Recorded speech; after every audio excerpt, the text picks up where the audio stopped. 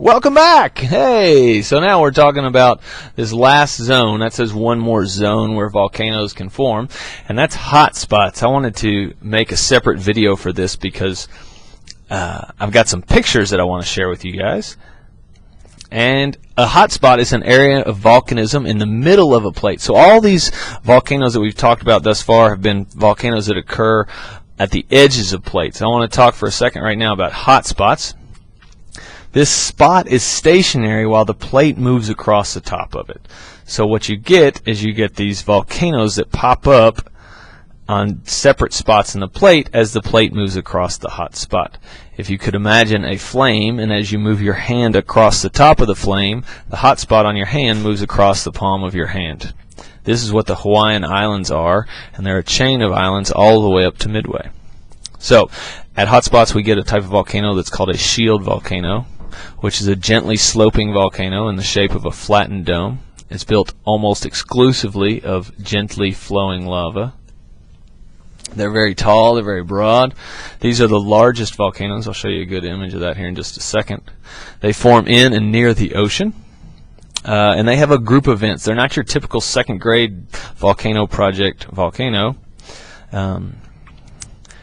And as I said previously, the Hawaiian Islands are shield volcanoes. So here's a picture of the shield volcano. Notice that it has multiple vents that are all over the place. It's not just one. It has a large central vent, but it also has multiple vents on the all over it.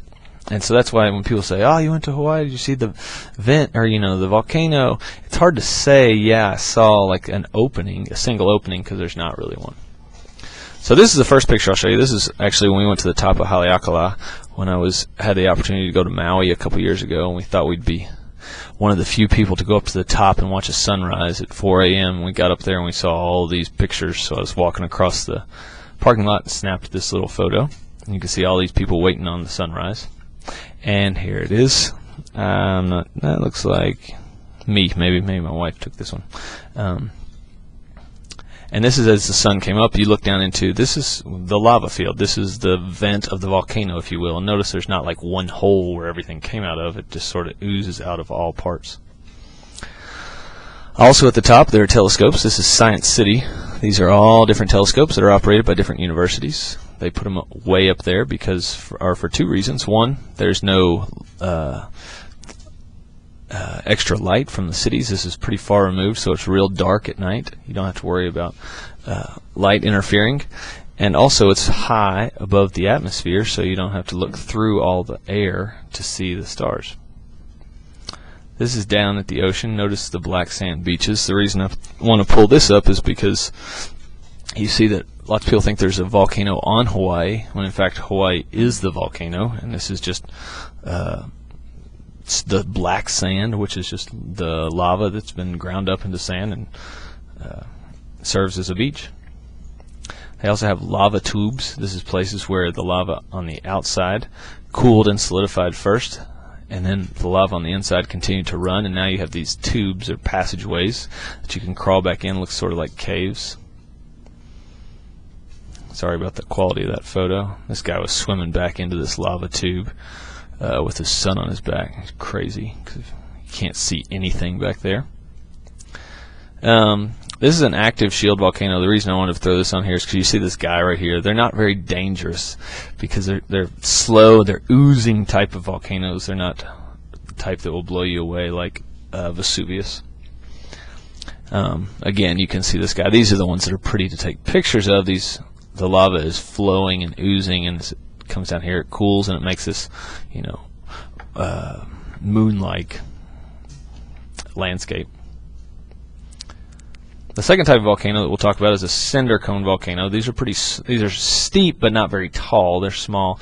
This is when you have a single vent in the ground. They're about 300 meters tall. They pile ash and cinders around a vent to make a cinder cone. It's the most common types. They're explosive, but they're not that dangerous because they're just not that big. So you see you've got your central vent right here, and basically notice the corresponding layers on either side. It spits rocks out, they pile up, spits more rocks out, they pile up, spits more out, they pile up, pile up. This is a cinder cone volcano. Here's a picture of Sunset Crater in Arizona. It's a cinder cone volcano. I can't even remember that one, where that is, to be honest. There's just another one. This is on Kilauea. So you could have, technically you could have a cinder cone volcano on the side of a shield volcano, which is what you get right here. And the third type that I want to talk about is a composite volcano. These are the big dangerous ones you want to stay away from. They spew both lava and ash. They have a steep summit. This is like a mountain. They're much larger than the cinders, and they're very explosive. They give off silicate gas, and that's really the dangerous part. That's what makes them explode as opposed to just erupt. Here's a picture of Mount St. Helens.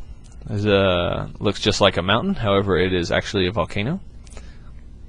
This is Crater Lake in Oregon. This is the top of a composite volcano, and what's happened is it's just collected water over time, so now there's a lake up there that's in the middle of this central vent, if you would, for this composite volcano. This is a before and after picture of Mount St. Helens before the 1980 eruption, and you can see it's not real pretty when it blows. Imagine this. I mean, it does number on the vegetation for miles and miles around, and then it blew out the whole side of Mount St. Helens when it did erupt. And this is that picture, that diagram I was talking about earlier. Just to put it in perspective, here's Mount Rainier, which is considered a large mountain in the United States.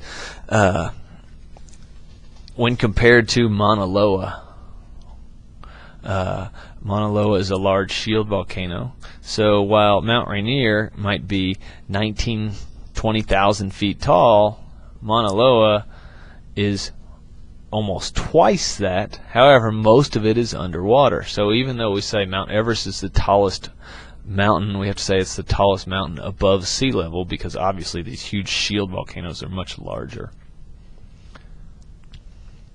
So what we've learned here, to summarize, volcanoes form at 3 different zones: subduction zones, mid-oceanic ridges, and hot spots. So where they collide, where plates collide and one subducts under the other, where they spread apart, magma comes up, or from these hot spots that are in the middle of the plate. There's just for some reason or another, we get a hot spot there that allows magma to flow through the plate, break through the plate.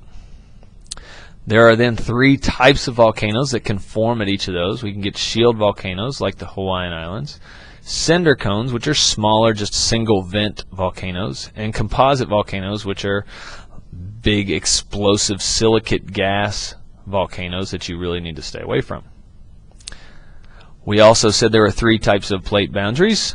We have convergent, which give you mountains and volcanoes. We have divergent, which give you rift valleys and volcanoes. And transform, that's the one we're going to talk about here at the very end. And the most studied, as we mentioned earlier, is the San Andreas fault line in California. And I like this because it just shows you it's just a flat out shifting of the land. And so here's our plate boundary, and it just shifted. Here's our trench, and it just moved it over a couple of feet. And that's exactly what a transform boundary does. I like the images there because they're pretty graphic. I mean, they're devastating, but they're pretty graphic in that they just move the land. There's all sorts. You can Google them. There's pictures of a fence being broken perfectly and all sorts of stuff. So there we are, 3 plate boundaries, a variety of possibilities for what you get, and that's all she wrote.